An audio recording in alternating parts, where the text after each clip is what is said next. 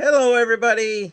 Welcome to our second session of looking at this Truth, Love, Together, which was done by the Wilberforce team.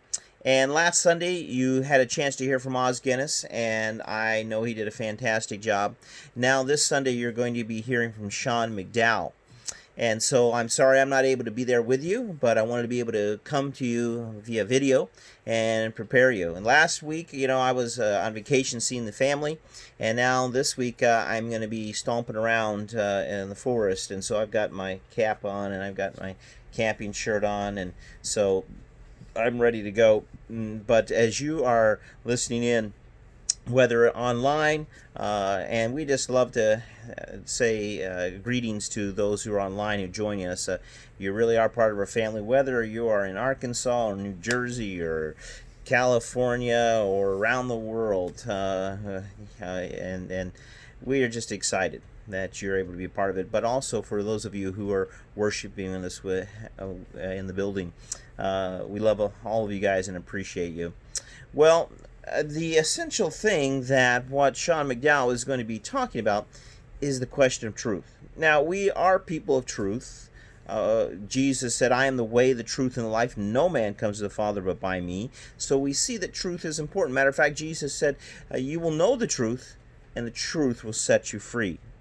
As we see in our world today, they treat truth as if it's something that you can just simply compromise on, something that you can negotiate on. But that's not what the scripture tells us. God's truth is something that we are called to follow, not something that we can say, okay, I can pick and choose, no more than we can pick and choose the truth that we find in the scripture.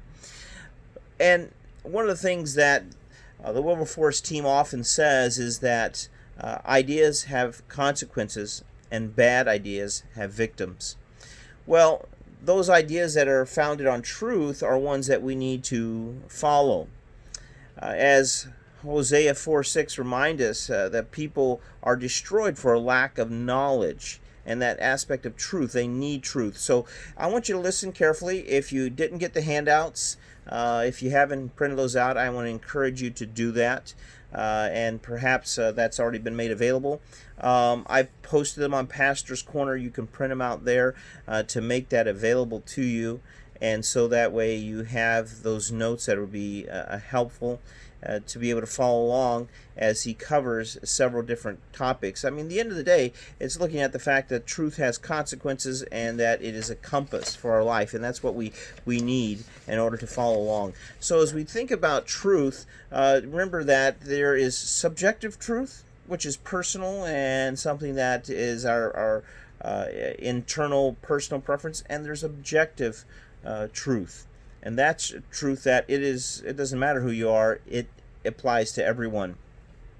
But when we move that over to moral issues, which Sean is going to be introducing, that's where people start to think, oh, well, maybe we can say that there is an objective truth, like, yes, okay, we know that if that volcano explodes and then it's going to then cause devastation, that's an objective truth. That's not subjective. It doesn't matter how you feel about it. That's going to happen. Or if you drive 100 miles per hour in a 25-mile zone, you're going to get hurt or you're going to hurt someone else. That's an objective truth. It doesn't matter how you feel about it. But when it comes to morality, it seems like our world just simply thinks that, well, we can compromise on that. And that, it's your truth, my truth. Yeah, no.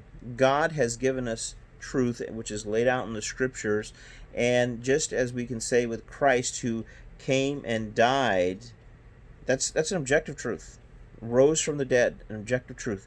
And so he offers the gift of salvation to all. Doesn't matter how you feel about it, that's a truth that God has laid down for us. Now the question is whether or not people accept it as true, and they have to accept it as a personal truth to be able to apply to their life. Well, anyway, I just want to give you some thoughts to begin thinking about that for this Sunday. And you see, I've got my garb on. I got my shoes here. I'm ready to go hiking.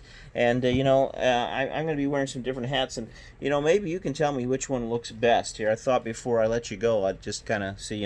So this is my hiking hat. But when I was in China, I wore this hat. What do you think about this one? I used to ride my bike, my flying pigeon in China. And I'd wear this thing. But now my head's gotten too big. I got too fat too. But when I was when Israel and Turkey, they gave me this hat, and this was great. This is not a bad one. What do you think? Yeah, I like that. But when I was in Puerto Rico, I wore that one. That was kind of cool, wasn't it? Nobody in my family likes it. I like it. It's nice, Yeah, so, but when I was in Uganda, Chris bought me this one.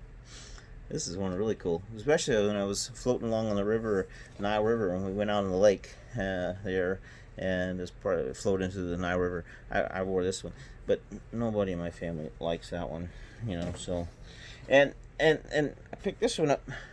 I think I got this one down in Mexico. I don't know. Nobody in my family likes this, so this kind of stays in the closet, whatever. So, but this is one of my favorite. I picked up at the Bible Museum, and man, I've worn this one. This is great if you're out in the, I might actually take this one with me when I go on my hiking. I just look like I'm like an archaeologist, huh? Pretty cool. But if I ever get back down to Dallas, where I got my howdy partner, where I went to school, you see a lot of people with these ones, but yeah, I don't know if that'll go too good as I'm hiking down in Shenandoah Valley here, so I guess I just have to stick to this one, guys. All right, good old America. All right, love you guys. We'll see you next week. Take care. Bye.